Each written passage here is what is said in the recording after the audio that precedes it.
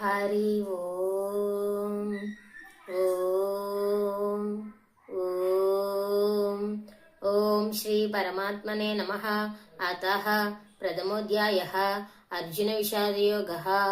అర్జున ఉవాచ యోత్స్యమానాన్ వీక్షేహం య ఏతేత్ర సమాగతాః ధర్తరాష్ట్రస్య దుర్బుద్ధేః యుద్ధే ప్రియచికీర్షవః. తాత్పర్యం: నేనాటి శ్లోకంలో అర్జునుడు చెప్తున్నారు కదా, కృష్ణ నా యొక్క రథాన్ని ఇరు సైన్యాల మధ్యన ఉంచు, నేను ఎవరెవరు వచ్చారో చూస్తానని చెప్పేసి. అయితే ఈ శ్లోకంలో చెప్తున్నారు, యుద్ధం చేయడానికి ఎవరెవరు వచ్చారో చూస్తాను. అందులోని ధార్తరాష్ట్రస్య దుర్బుద్ధేహి, దుర్బుద్ధి కలిగిన ధృతరాష్ట్ర యొక్క పుత్రుడని దుర్యోధను తరపున ఎవరెవరు యుద్ధం చేయడానికి వచ్చారు, దుర్యోధనుడికి చెడ్డవారైన దుర్యోధనుడికి ఎవరు మేలు చేయడానికి వచ్చారు, నేను వాళ్ళు చూడాలనుకుంటున్నాను అని అన్నారు. అయితే ఇందులో ఒక తప్పు ఉంది. తప్పు ఏంటంటే ధార్తరాష్ట్రస్య దుర్బుద్ధే, ధృతరాష్ట్రుడి యొక్క పుత్రుడు దుర్యోధనుడు అన్నాడు. అన్నయ్య అనలేదు, మా పెదనాన్న యొక్క పుత్రుడు కూడా అనలేదు.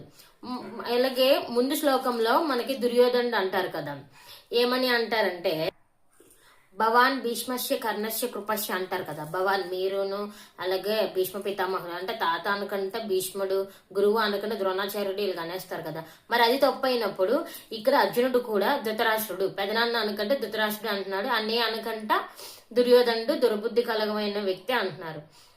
ఎంతైనా అంటే ఇప్పుడు దుర్యోధను చెడ్డవాడైనా సరే, దుర్బుద్ధి ఉన్నా సరే మనం మన అన్నయ్యనే కదా అనాలి.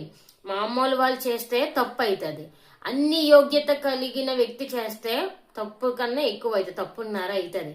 కానీ ఇక్కడ అర్జునుడు వెంటనే తన యోగ్యత తెలిసిన వ్యక్తి కదా, తను అనుకున్నది ఒక్కసారి విశ్లేషించుకొని నేను తప్పు అన్నా అని చెప్పేసి వెంటనే నెక్స్ట్ శ్లోకంలో అన్నయ్య అని చెప్పేసి అంటే కొంచెం అంటారనమాట, తప్పుని తెలుసుకొని మాట్లాడతారనమాట. ఇక్కడ తప్పు అంటే ఏమీ లేదండి. మనకి శత్రువు అయినంత మాత్రాన రక్త సంబంధం మారిపోదు కదా. అన్నదమ్ములు తగులు వచ్చినా సరే అన్నయ్య అవుతారు, తమ్ముడు అవుతారు కదా.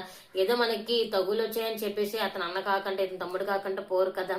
ఇది రక్త సంబంధం గురించి చెప్తున్నారు. ఎప్పటికైనా ఎంత యోగ్యత కలిగిన ఏ వ్యక్తి అయినా ఎంత మనకి శత్రువు ఎంత బాధగా ఉన్నా మనకి వరుసైన వ్యక్తిని, పెద్దవారిని గౌరవించాలి ఎటువంటి పరిస్థితుల్లోని కూడా.